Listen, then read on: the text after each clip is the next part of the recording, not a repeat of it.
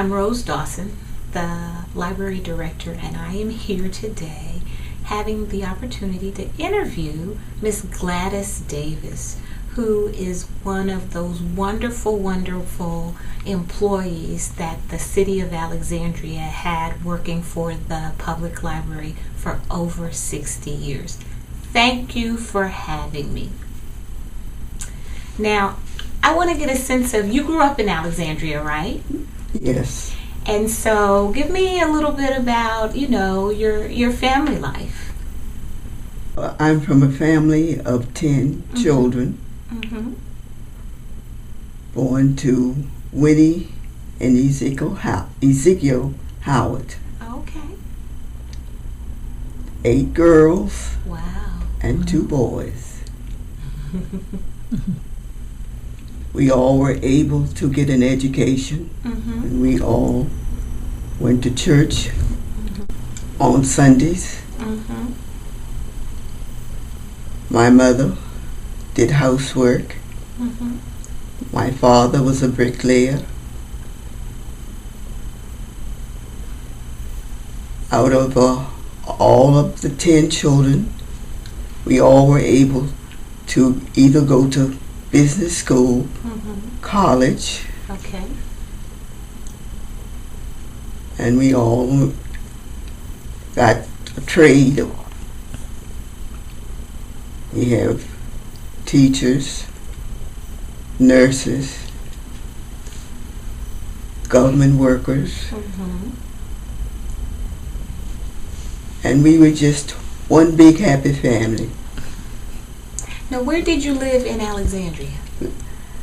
I was born at 1112 Queen Street. 1112 Queen Street. Yeah. Now, that's not that far from the Barrett Library, right? So you're not far from the Barrett Library. Yeah, that's right. So you went away to school. Now, do you remember your elementary school here in town and your high school? Yes, it was, at that time it was called Parker Gray. Parker Gray. It was a high school and elementary school combined. Oh, okay. So it went from 1st through 12th grade. 11th grade. 11th grade. And that was the black high school? Yes. Because it was still segregated during that time. That's right. Now, you finished high school. Yes. And what'd you do next? I went to Tuskegee Institute. All right. I went there for 2 years. And then after you finished in Tuskegee, what'd you do? Then I came back and I went to the National Practical School of Nursing in Washington, D.C. Well, I'm hearing all this and it sounds wonderful. So I want to know, how did you stumble into library work then? Well, then I went to Temple Business School, and I took up typing and all of that. Right. And I was doing substituting teaching every time they would call me.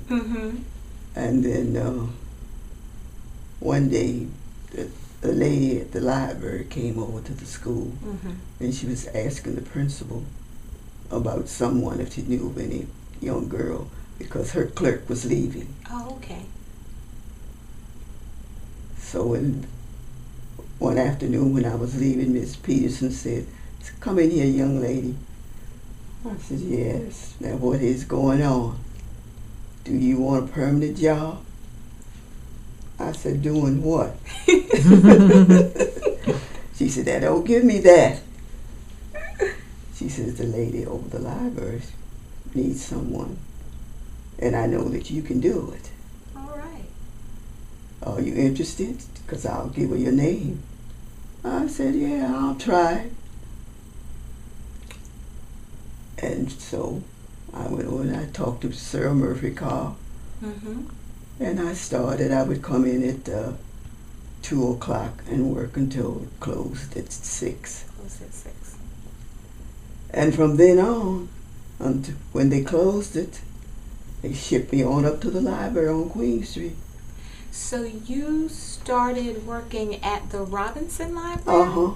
Okay, so the library received their first public library in 1937, in which the library company gave their books, and Dr. Robert Barrett wanted to honor his mother, Kate Waller Barrett, so he gave the city the money to build a building, and they needed to find a place, so the Quakers gave them the land. They allowed them to lease the land, and so they built the library in 37, and then there was a lawsuit. And do you remember that at that time? Yeah. Can you tell me something? I am fascinated with this sit-in that no one else seems to know about other than Alexandrians. Well, I knew the guys that You did? yeah. But Oh, in all wow. other, because Leonard Gaddis, now he belonged to my church, Ebenezer. He was a member of my church at the time. Uh-huh. But yeah, I knew all the fellows. Okay, so one of the local attorneys, Tucker. Samuel Tucker. He lives right across the street from my church, Samuel Tucker. Okay, so he decides that he's going to challenge the fact that African Americans are unable to use the public library. Right. So he manages to convince several of the young men in the neighborhood. Yes, Andrew Ibbins and Morris Murray. Okay, we're two of them. He started out in this DVD that I've seen. He says he started out with about 15 guys in which he spoke with. And then, of course, based on what they were going to have to do, then the numbers became a little smaller. But what happened was on the day of the event, in which they had planned to have a sit-in where they were going to come into the Barrett Library. They were going to ask for a library card, and they expected that they would be turned down, and then they would go over to the shelf, take a book down, and sit down and read. And so that's what happened with that story. But because of that lawsuit and what happened, then the community was able to get the first black public library, which was the Robinson Library. Yeah. And the Robinson Library, do you remember who it was named after? He was the minister of Roberts Memorial Church. Oh, so it's named after a minister. Yeah. And I guess he was one of those people who was known for doing things and making things happen. That's why they decided to name it after him. I understand. Yeah. So they build this library, and they had a clerk. She ends up leaving or whatever, and then you get offered the job, and you go over and you start working for the library. So this was in 1947, maybe? And it's not that the date's important. I'm just fascinated by dates. No one else cares. It was in the about 40s. dates. It was in the 40s. Okay, so you end up. So what was one of your jobs when you were working at the Robinson Library?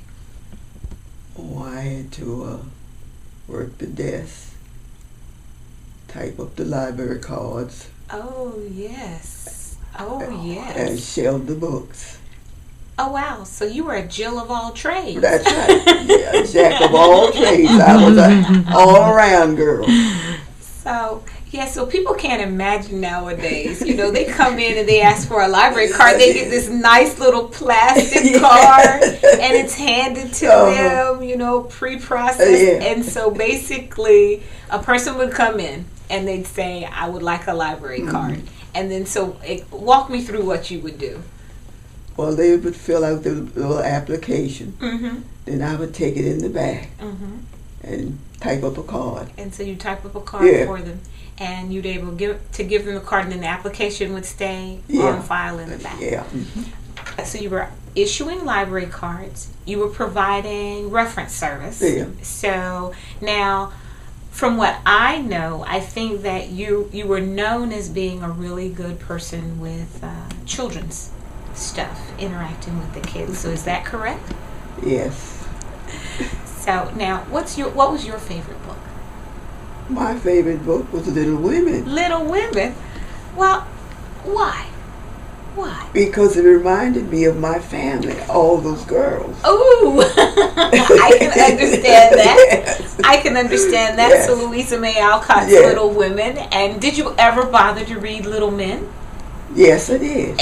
So even though there weren't that many boys in your house, but it was able to balance things out. Well, I have a great appreciation for that. I can see that happening. So when the libraries were no longer segregated, and because all of the staff over at the Robinson Library were African Americans, right? I was the only one there. The other lady had left. She had gone back home to North Carolina. I had to keep it open for about 6 months. But they were going to close that one since the lady left, rather than, hire somebody else. Okay. So they had me to keep it open. So you were basically a one-woman show. Right. That's right. And you were running that library. That's right. And you were everything. Mm-hmm. Oh, wow. As library director, I don't know that I could do that. Yes, that's right. Good for you. I would come in every day at 2 o'clock and open up, and then I'd close at 6. Wow. Now, based on the collection that you had in the Robinson Library, history talks about how with your black schools that the colored classrooms, if you will, they would receive the old books from the white schools. They wouldn't get new books or whatever. What was your collection like over at the Robinson Library? We got all new books. You had new books. Yeah, because I would have to unpack them. Then that is to Alexandria's credit. I am very happy to hear that. Yeah. Now, what happens if you didn't own a book that one of your patrons wanted to read? Did you have interlibrary loan? Yes, but I'd have to go by there and pick it up on my way in. So you would stop by the Barrett Library and pick it up. And then were they able to check the book out that you brought over to the library? Yeah. They were able to check it out? Yeah. Okay. Yeah, but I would have to go by there on my way in and pick it up. So you were entrusted with picking them up, and then you had the responsibility for returning them? Yeah. Okay. Now, what would happen if someone failed to bring a book back, or if it was damaged? Or you made sure that never happened? No, like I said, they always returned them because they knew where they were from. Okay. And there's a possibility that they'd lose their library privileges. That's right. And that's fair. That's fair. Now, let's get back to your career, because you worked for 60 years for the library, the Alexandria Library system, which is basically unheard of in these days. And my hat off to you. Thank you. Now, so you worked in the Robinson Library, and then at a certain point, they decide to close it down. Yes. And that's probably when they decided to integrate the libraries? Yeah. First they put me on the bookmobile. We had a bookmobile. Okay. Yeah. And while you're on the bookmobile, you're basically riding around town, making sure that the services are going. Any particular neighborhoods? No. We would go out to Rosemont. Or go out on the hill, as we call it, south side. Okay. And we would go down in the Berg. Oh, yes, the Berg. Yeah. So that was about it.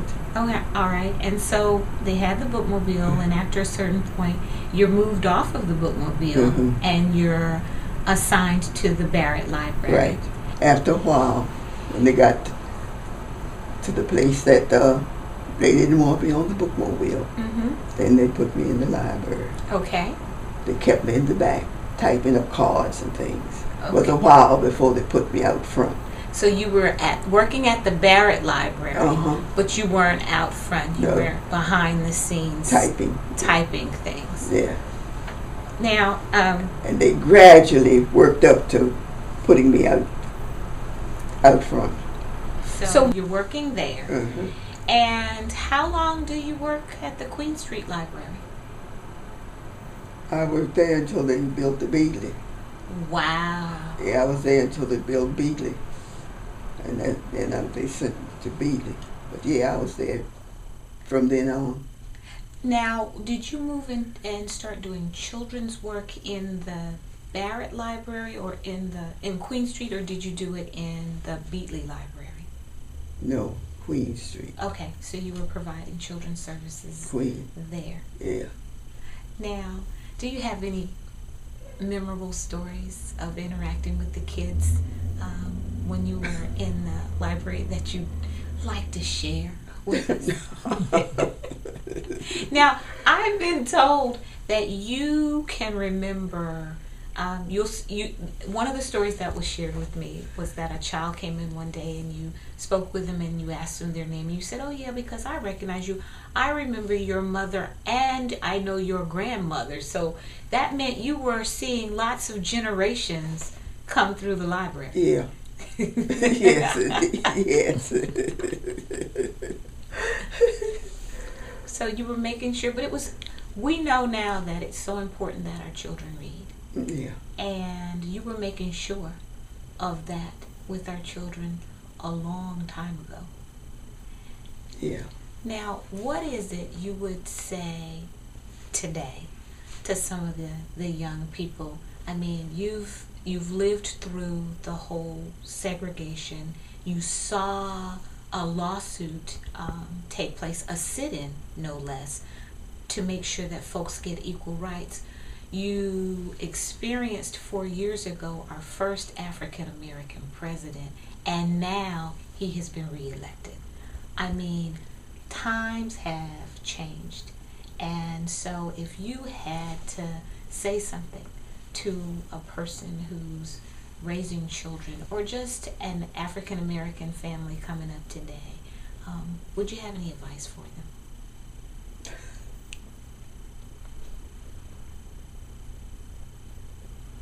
To start off with, I would tell them, stay in school. Stay in school.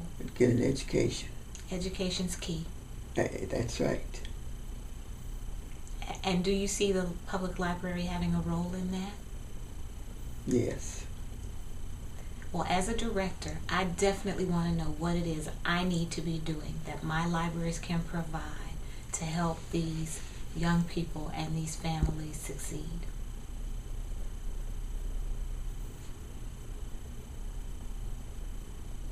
First of all, start at the home. Let the parents make sure that they know that there is a library. They need to know that we exist. That's right. Gotcha. And once they know that you exist, to use it. Use it. Yes, use it.